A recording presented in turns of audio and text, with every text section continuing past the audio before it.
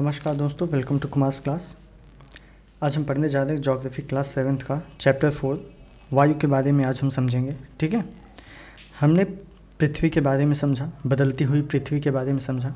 ठीक है, पृथ्वी में कैसे अवसाद और निक्षेपण के द्वारा पृथ्वी में क्या क्या बदलाव आ रहे हैं, ये समझा हमने। ठीक है, आज हम समझेंगे कि वायु या वायुमंडल के बारे में हमने पढ़ा था कि वायुमंडल में ही जीवन है। तो वायुमंडल होती क्या है और वायुमंडल में वायु का क्या कार्य है, ये सारी चीज़ें आज हम समझने की कोशिश करेंगे। ठीक है, जो हमारी पृथ्वी है ये चारों ओर वायु से घिरी हुई है। ठीक है, और इसी को हमने क्या कहा था, वायुमंडल कहा था। हमारी पृथ्वी चारों ओर किससे घिरी हुई है, वायु से घिरी हुई है, और इन्हीं को हमने कहा था वायुमंडल। और सभी जीव जंतु ये सारे किस पे निर्भर हैं, जीवन के लिए वायुमंडल पर ही निर्भर करते हैं अपने जीवन के लिए। वायुमंडल में ही हम सांस लेते हैं, क्योंकि वायुमंडल से ही हमें वायु प्रदान होता है। जो ऑक्सीजन जो हम सांस के रूप में लेते हैं, ये हमें कहाँ पर मिलता है, ये वायुमंडल में ही प्राप्त होता है। ठीक है, सूर्य की जो हानिकारक किरणें होते हैं, पराबैंगनी किरणें, इससे हमारी रक्षा कौन करता है, ये भी वायुमंडल ही इससे हमारी रक्षा करता है। ठीक है, इसके बारे में हमने देखते हैं, समझेंगे कैसे हमारी ये रक्षा करता है। और अगर वायुमंडल ना हो तो क्या होगा कि सूर्य की जो गर्मी होती है वो दिन के मौसम में सूर्य बहुत ही ज़्यादा गर्म हो जाएगा और रात के मौसम में ये बहुत ही ज़्यादा ठंडा हो जाएगा। ठीक है, अतः ये जो वायु राशि है, जो वायु है, जो पृथ्वी के तापमान को रहने योग्य बनाती है, आज हम इन्हीं के बारे में समझने की कोशिश करेंगे। ठीक है, यहाँ पे थोड़ा सा एक फॉर्म दिया गया है कि एक फैक्ट दिया गया है, जो कार्बन डाइऑक्साइड होता है ये वायुमंडल में चारों तरफ फैला हुआ है। ठीक है, पृथ्वी से विकसित ऊष्मा को क्या करता है, पृथ्वी पर रोककर ग्रीन हाउस प्रभाव पैदा करता है। इसलिए इसको क्या कहा जाता है, ग्रीन हाउस गैस भी कहते हैं। किसको कहते हैं, कार्बन डाइऑक्साइड को।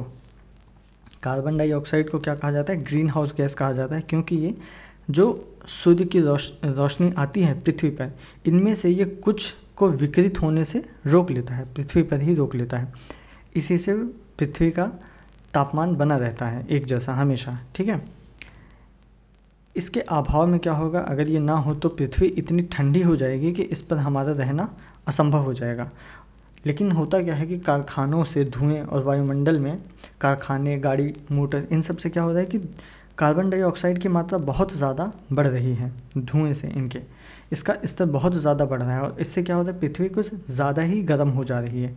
तो जो पृथ्वी हमारी गर्म हो रही है, इसी को हम क्या कहते हैं, भूमंडलीय तापन, या इंग्लिश में इसी को क्या कहते हैं, ग्लोबल वार्मिंग। ठीक, तापमान का ये जो कारण है, ये पृथ्वी को क्या कहता है कि पृथ्वी के जो सबसे ठंडे प्रदेश हैं, जैसे कि हमने पढ़ा था कि दक्षिणी ध्रुव और उत्तरी ध्रुव ये सबसे ठंडे प्रदेश माने जाते हैं पृथ्वी की। ये यहाँ पर जो बर्फ़ जमे हुए हैं, इनको क्या कर रहा है, इनको पिघला रहा है। ये तापन हमारे ध्रुवों पर जमे हुए बर्फ़ को पिघला रहा है, जिससे क्या हो रहा है कि अचानक नदियों या समुद्रों में पानी की मात्रा बहुत ज़्यादा बढ़ रही है। और इन्हीं बढ़ी हुई मात्रा से क्या होता है कि तटीय जो क्षेत्र होते हैं उनमें बाढ़ आने की भी आशंका हमेशा बनी रहती है। ठीक है, दीर्घ अवधि के इसके परिणाम जलवायु पे भी बहुत अत्यधिक हानिकारक प्रभाव पड़ सकते हैं। ठीक, और कुछ पेड़ पौधे और पशु भी इन्हीं के कारण लुप्त हो रहे हैं। तो इसको हमें ध्यान देना चाहिए, वायुमंडल में कार्बन डाइऑक्साइड की मात्रा बहुत ज़्यादा ना होने पाए, इसके लिए हमें कारखानों और गाड़ियों से, मोटरों से निकलने वाले धुओं को पर नियंत्रण रखना चाहिए। अब हम देखेंगे कि वायुमंडल का संगठन, आखिर वायुमंडल जो हमारा बना हुआ है, ये वायुमंडल बना कैसे है। ठीक, वायुमंडल में हमने देखा कि ऑक्सीजन पाई जाती है, नाइट्रोजन पाई जाती है, ऑर्गन, कई सारी गैसें पाई जाती हैं, लेकिन मुख्य रूप से जो गैसें पाई जाती हैं वो नाइट्रोजन और ऑक्सीजन है। ठीक है, ये कई सारी गैसों का मिश्रण होता है। ठीक है, नाइट्रोजन, ऑक्सीजन दो मुख्य गैसें हैं, क्योंकि सबसे अधिक मात्रा में यही पाई जाती हैं। ऑक्सीजन लगभग 21% के पास और नाइट्रोजन लगभग 78% के पास। बाकी सारी जो गैसें हैं वो पृथ्वी पर और कौन कौन सी है, carbon dioxide, helium, ozone, argon, hydrogen, ये सब कम मात्रा में पाई जाती हैं। कार्बन डाइऑक्साइड 0.03% और आर्गन 0.093%, और सभी बाकी जितनी भी गैसें हैं, हीलियम वगैरह, ओजोन, इन सबको मिलाकर 0.04% होती हैं।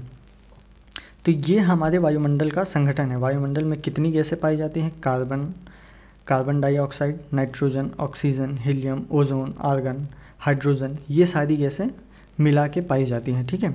इन गैसों के अलावा कुछ छोटे मोटे धूल भी होते हैं जो धूल उड़ती हुई दिखाई देती है, कुछ धूल के कण भी होते हैं जो हवा में मौजूद होते हैं, ठीक। ये सारे हमारे वायुमंडल के ही घटक होते हैं। जो नाइट्रोजन है ये सर्वाधिक पाया जाता है, जैसा हमने देखा इस चार्ट में। अगर हम देखेंगे तो नाइट्रोजन की मात्रा लगभग 78% वायुमंडल में उपस्थित है, ठीक। जो बाकी गैसें हैं, जब हम सांस लेते हैं तो क्या होता है कि फेफड़े में कुछ नाइट्रोजन भी ले जाते हैं साथ में और फिर उसे हम बाहर निकाल देते हैं। परंतु पौधे क्या होते हैं, उनका जीवन नाइट्रोजन की आवश्यकता पर ही निर्भर होता है। जो हमारे पौधे होते हैं वो नाइट्रोजन, हम क्या करते हैं, हम ऑक्सीजन लेते हैं, ऑक्सीजन के साथ साथ थोड़ी मात्रा में हमारे बॉडी में नाइट्रोजन भी जाता है और हम कार्बन डाइऑक्साइड का उत्सर्जन करते हैं। लेकिन जो पौधे होते हैं इनकी क्रिया थोड़ी अलग होती है। वो क्या होती है कि वो सीधे वायु से नाइट्रोजन नहीं ले पाते हैं। वो क्या करते हैं, वो मृदा में उनकी जो जड़ें होती हैं, जड़ों से में रहने वाले कुछ जीवाणु जो होते हैं, जीवाणु जो मिट्टियों में उनके जड़ों में पाए जाते हैं, वो क्या करेंगे, वो वायु से नाइट्रोजन लेकर इसका रूप बदलते हैं जिससे पौधे इसका प्रयोग कर सकते हैं। वो जड़ों से नाइट्रोजन लेते हैं पौधे, ठीक है। और ऑक्सीजन क्या होता है, ऑक्सीजन जो वायु में बहुत ही प्रचुर मात्रा में पाई जाती है, ये सबसे अधिक मिलने वाली दूसरी गैस है। पहली कौन सी है, नाइट्रोजन, और दूसरी ऑक्सीजन। ये मनुष्य और पशु इससे क्या करते हैं, हम मनुष्य और जितने भी पशु हैं ये हम इनसे ऑक्सीजन ही सांस के रूप में लेते हैं। और जो हरे पादप होते हैं, पेड़ पौधे, ये क्या करते हैं, ये प्रकाश संश्लेषण द्वारा ऑक्सीजन उत्पन्न करते हैं, ठीक है। इस प्रकार वायु ऑक्सीजन की मात्रा समान बनी रहती है और हम वृक्ष काटते हैं तो संतुलन बिगड़ जाता है। मनुष्य और पशु क्या करते हैं, ये ऑक्सीजन सांस के रूप में लेते हैं और कार्बन डाइऑक्साइड छोड़ते हैं। और लेकिन यही पौधे जो होते हैं ये प्रकाश संश्लेषण के द्वारा क्या करते हैं कि ऑक्सीजन उत्पन्न करते हैं और कार्बन डाइऑक्साइड ग्रहण करते हैं।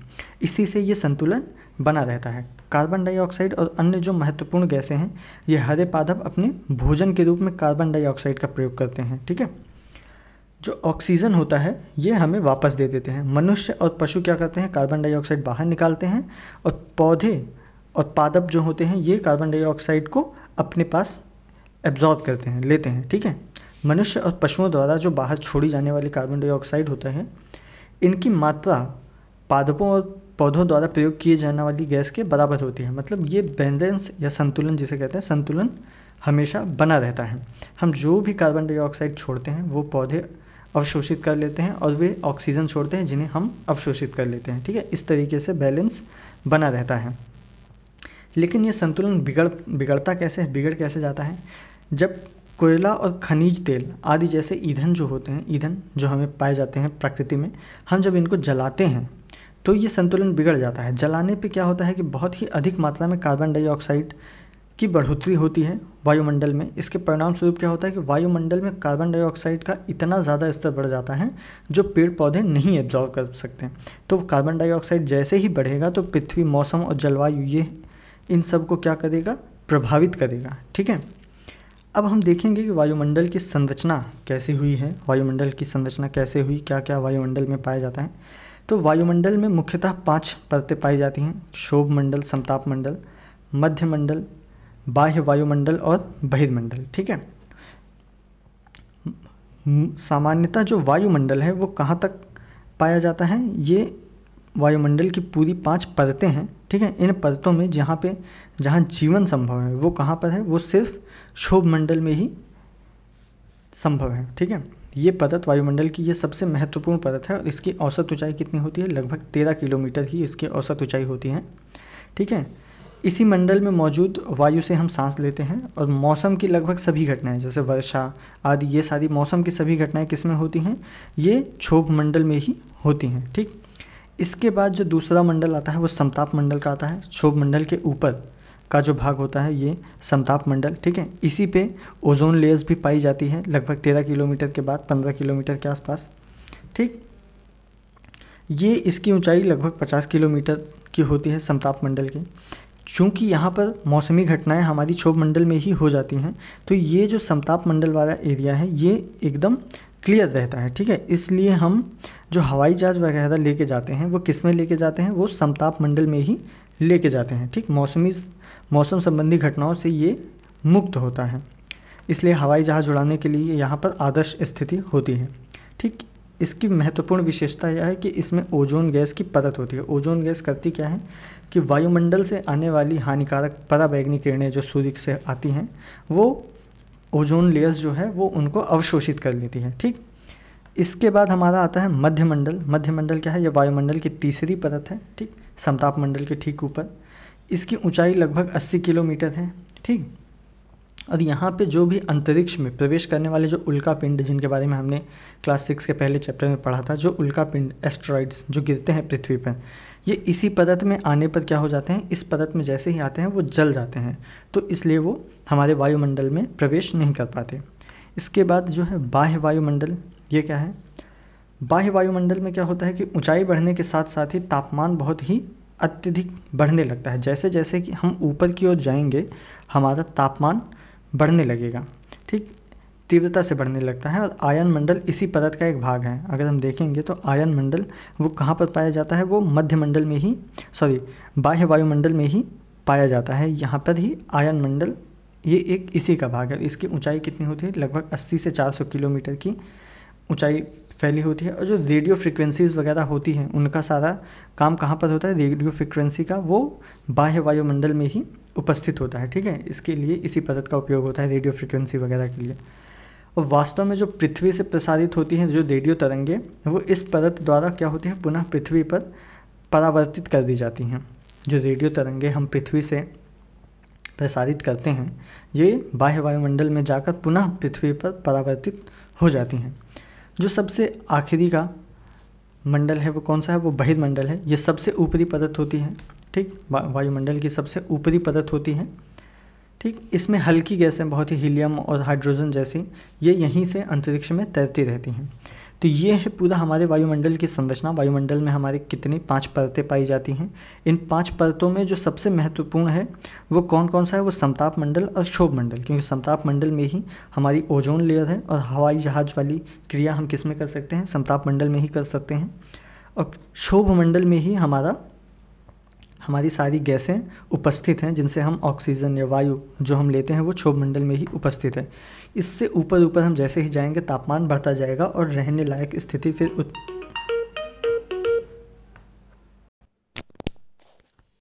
अब हम देखेंगे मौसम और जलवायु।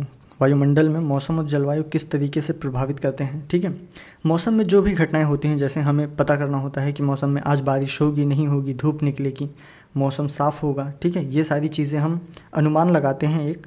तो ये होता कैसे है, इसकी कल्पना हम कैसे करते हैं। ठीक, इसके लिए क्या होता है कि मौसम होता क्या, मौसम वायुमंडल की जो प्रत्येक घंटे, दिन प्रतिदिन, इन सब की एक स्थिति होती है कि आज मौसम कैसा होगा, आज 1 घंटे में मौसम बदल जाएगा, 1 दिन में मौसम बदलेगा कि नहीं। ये होती क्या है, ये घंटे और दिन प्रतिदिन की एक स्थिति होती है। ठीक, आर्द्र और गर्म मौसम जो होते हैं ये किसी को भी चिड़चिड़ा बना देते हैं। अच्छा व्यवहार, अच्छा हवादार मौसम हमें आनंद देता है। ठीक, घूमने की योजना भी जब मौसम अच्छा होता है तभी हम घूमने निकलते हैं। तो मौसम नाटकीय रूप से क्या होता है, ये दिन प्रतिदिन बदलता रहता है। किसी दिन अच्छा होगा, किसी दिन बुरा होगा, किसी दिन बहुत ज़्यादा धूप होगी, किसी दिन बहुत ज़्यादा ठंडी होगी। तो मौसम क्या होगा, हमारा हमेशा बदलता रहता है। लेकिन जब बहुत ही लंबे समय में मौसम, एक ही स्थान का मौसम कैसा हो सकता है, औसत जो मौसम निकालेंगे तो हम उस स्थान को क्या कहेंगे, वहाँ की जलवायु कहते हैं।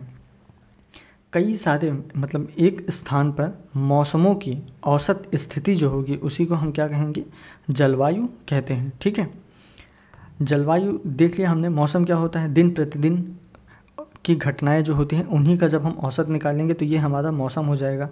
और जलवायु क्या होगी, जब मौसमों का हम औसत निकालेंगे, कई सालों के मौसम का औसत निकालेंगे तो वो हमारी जलवायु हो जाएगी।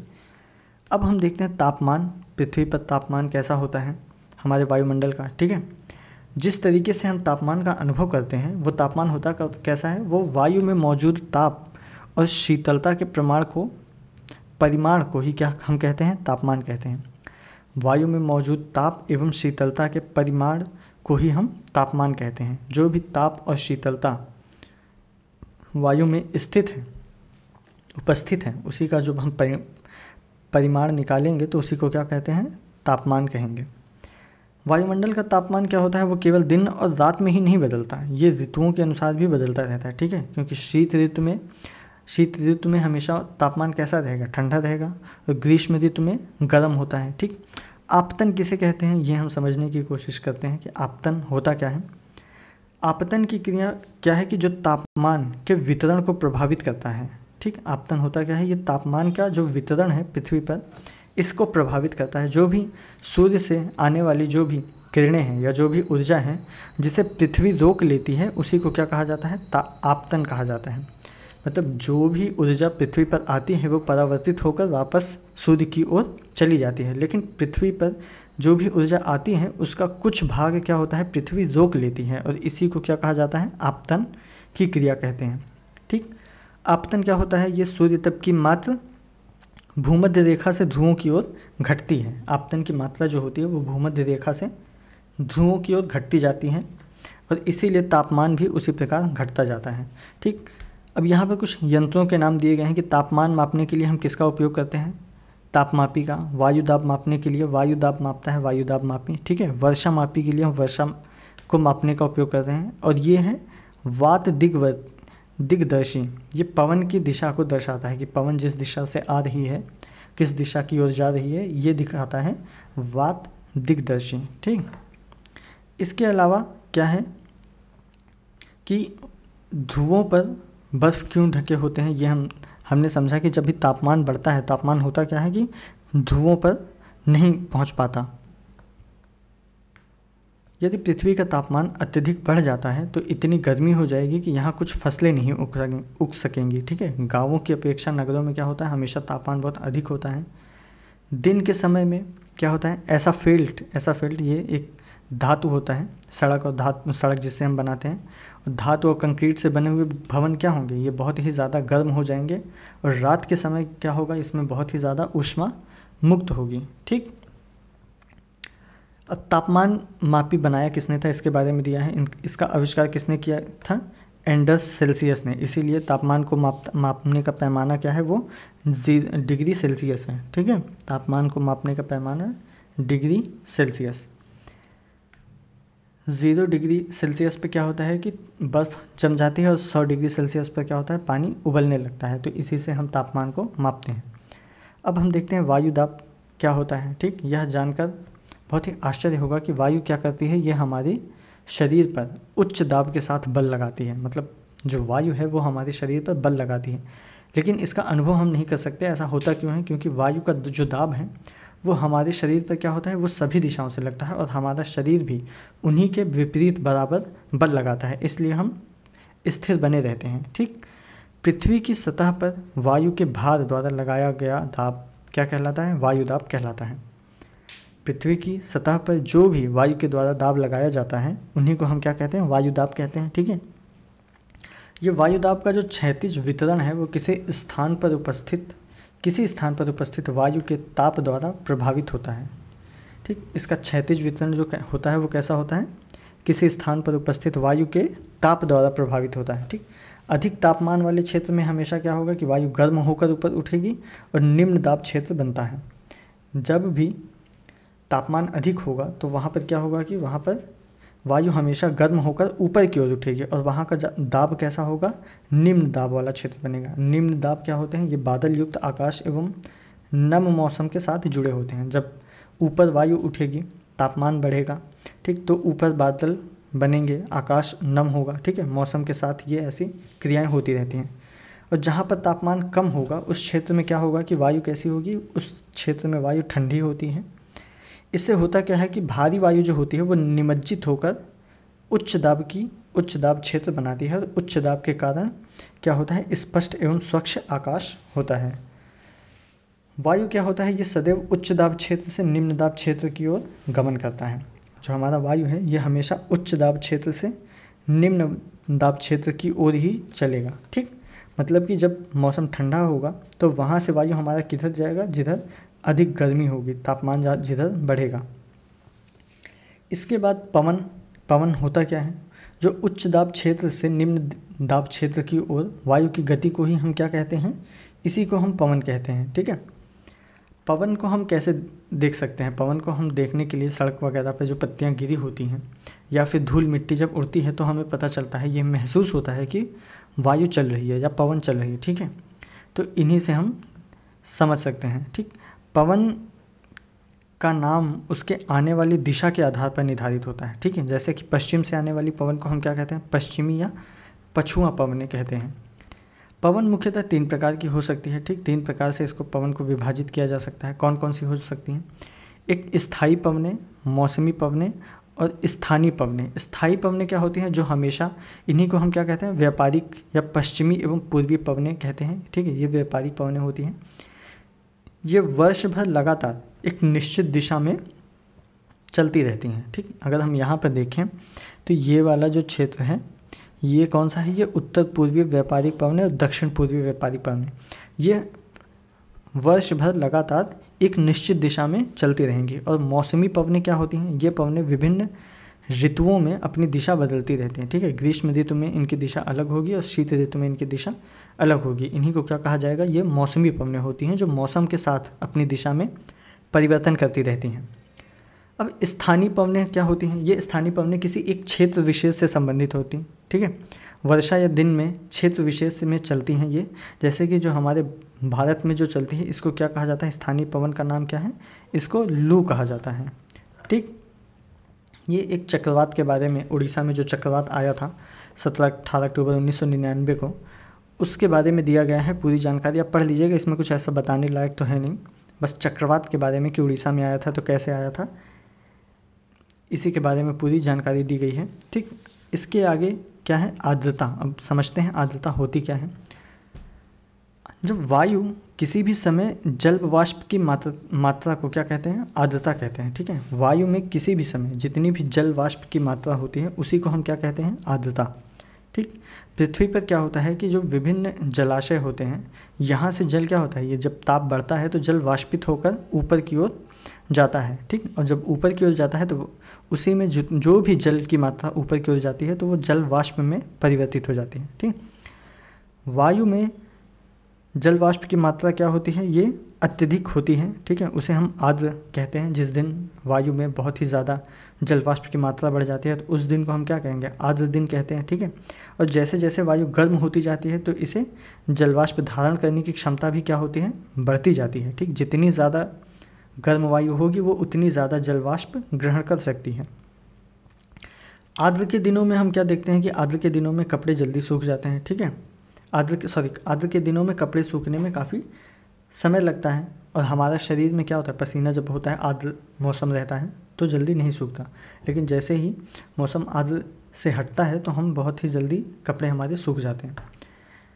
जब जलवाष्प ऊपर उठता है तो क्या होता है? तो ठंडा होना शुरू हो जाता है, ठीक। जैसे जैसे जलवाष्प धीरे धीरे ऊपर की ओर जाएगा वो ठंडा होने लगता है और इन्हीं से ही फिर इन्हीं जल वाष्प से क्या होता है?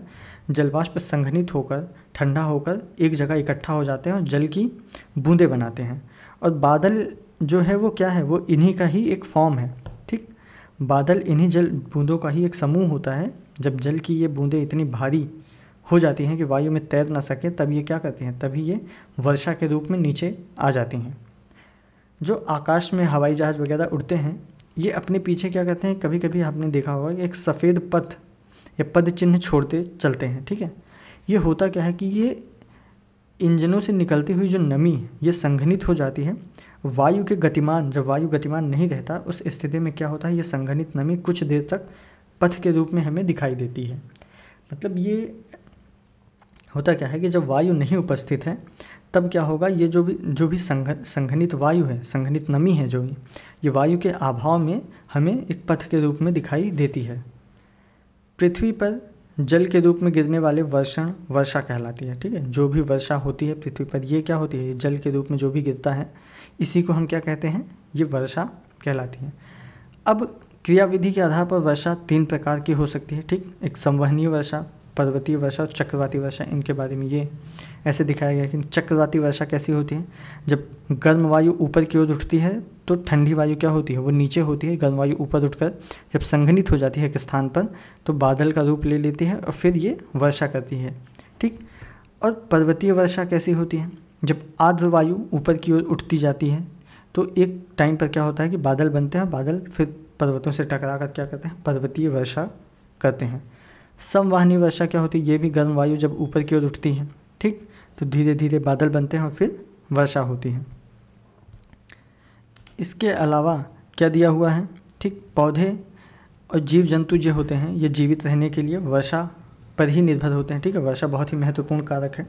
वर्षा नहीं होगा तो हमें ताज़ा जल प्रदान नहीं होता, ठीक है। वर्षा से ही हमें ताज़ा जल प्रदान होता है, ठीक। वर्षा की कमी होती है तो सूखा जैसी स्थिति उत्पन्न होती है, ठीक है। अगर इसके विपरीत अगर वर्षा बहुत ही ज़्यादा अधिक हो जाए तो क्या होती है, बाढ़ जैसी स्थिति आ सकती है। वर्षा के और भी कुछ रूप होते हैं जिन्हें हम क्या कहते हैं, हिम, सहिम, वृष्टि और ओला, ये सारे क्या हैं, ये वर्षा के ही रूप होते हैं। तो यहीं पर हमारा 4th चैप्टर पूरा कंप्लीट होता है, ठीक है। वायु के बारे में आज हमने समझा कि वायु होता क्या है, कैसे कार्य करता है, वायु में और कौन कौन सी क्रियाएं होती हैं, ठीक, कितने प्रकार की वायु होती हैं, वायुमंडल में कितनी परत हैं, कितनी लेयर्स हैं और हर लेयर्स में क्या, किनका क्या काम है, तो ये सब हमने पढ़ा। इसी के साथ ही हमारा क्लास 7th का चैप्टर 4 समाप्त होता है।